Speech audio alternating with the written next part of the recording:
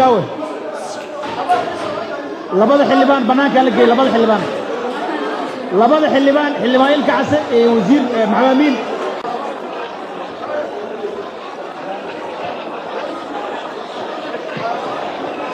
والله الشعب كايا جالس الجارة يا ريته وحاضر هاي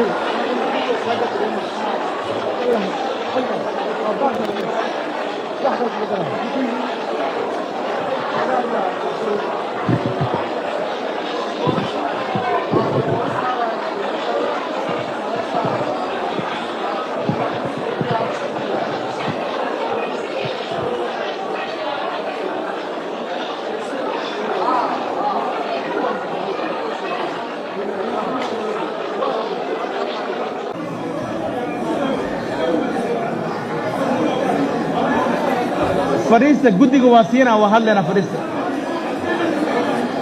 فريسة ويدسينا فريسة ويدسينا ويدسينا فريسة فريسة ويدسينا إذا ما صار فريسة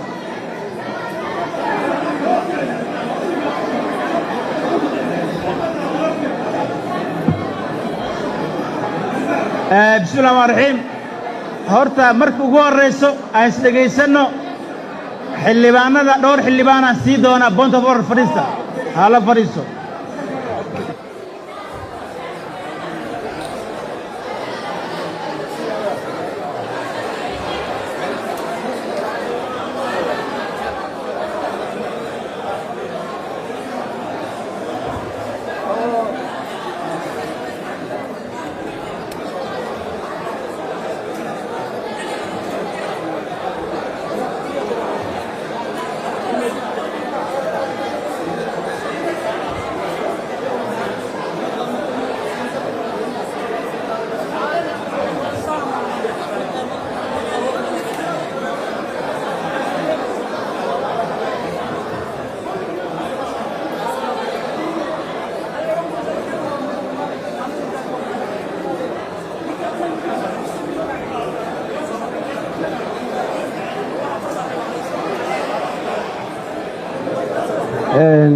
mudanayaasha sharafta la idinkoo maadsan waxaan codsanaynaa wax yar in la fadhiisto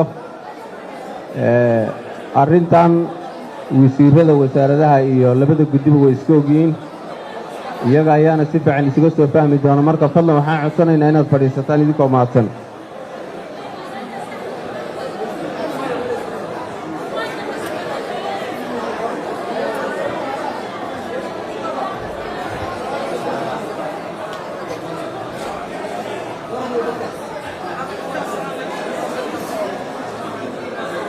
وما سنتين حلوانada naajiibay ee fadhiistay aad uma santihiin markuu ugu horeeso qaladka golaha ma ka imaaneen xukuumadda isku yara qabsatay wasaarada waxa isku qabsadeen marka wasaarada waxa isku qabsadaan TOR ay leeyihiin waa la kala saaraa marka idinku waxa idinku codsanaynaa in wasaaradihii iska arkaan arrintan aan issue ka dhigin hada aniga issue ka dhigin dhibaato imaaneen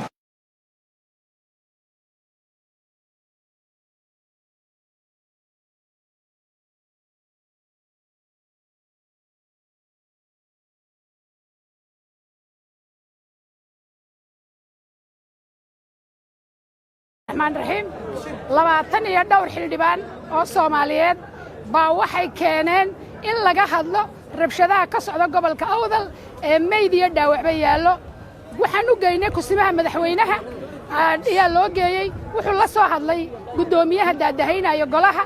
ku darbaa la yiri wixii halka ka dhacayna waad arkayseen wasiir ku xigeenkii wasaaradda caafimaadka oo haya warqadii oo aanan ka hadlin in inta laga qaado la jeexjeexalana feeray baarlamaanku wuxuu leeyahay dastuur iyo xeerasaad la isku dhaqo ma aha ninba siduu doonayo inuu ka yeelo ma aha qofba siduu doonayo inuu hadlo waxaan u sheegaynaa oo aan madaxweyne kusimaha madaxweynaha gudoomiyaha baarlamaanka sheekh aadan aan faraynaa in uu falcelinta halkaa ka dhacday dhibka ka dhacay waxa ka mas'uula gudoomiye ku xigeenka Abshirow waa inuu ka hadlaa Abshirow waxaan u daynay maalintii kursiga iyaga la qaadanayay uu yiri gadabuursi muxuu yahay baan u dhaafnay maantana hadduu keenay annagu waxaan nahay ummad Soomaaliyeed waxaan nahay ummadda u taagan midnimada waxaan nahay ummadda ugu samaha jecel leh waxaan nahay ummadda dawlad kasta oo dhalata la jira ee la joogaan nahay ma nihin dad ka shaqaysta dalkee waxaan nahay dad u shaqeeya dalka waxaan nahay muwaadiniin Soomaaliyeed waad arkaysiin ilmo dhagaxaysta oo sujuudda laga tooganayo oo qorihii cadawga lagu dilaayo waaweynaa lagu dilaayo lagu gumaadayo dhalinyarooy idinkaa dhalinyara waxa kacayna waa dhalinyaro waa jiilkii yaryaraa waa urdankii noo baxay waa kuwii ka baxay jaamacadaha ayaa la urdan jabiyey oo 25 meydii noo taala waxaan ummadda Soomaaliyeed ugu baaqaynaa in la soo faragelinta qaawan ee lagu samaynayo gobolka Awdal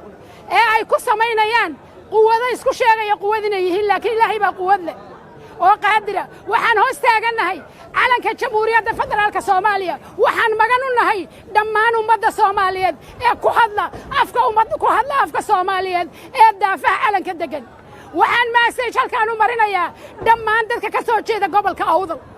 iyo Salal dhulninkiisa waa iskale dhagax kalsana halkuu Ilaahay dhigay buu yaalaa daliya dibad inta joogtay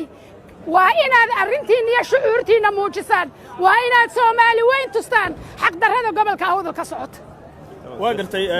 arrinta la isku haysto ka taagan waa Boorama waa buuga harciisa in la soo bandhigo haddii aad tihiin beesha Samaroon had maxaa ku diidantiin xaasha lillaah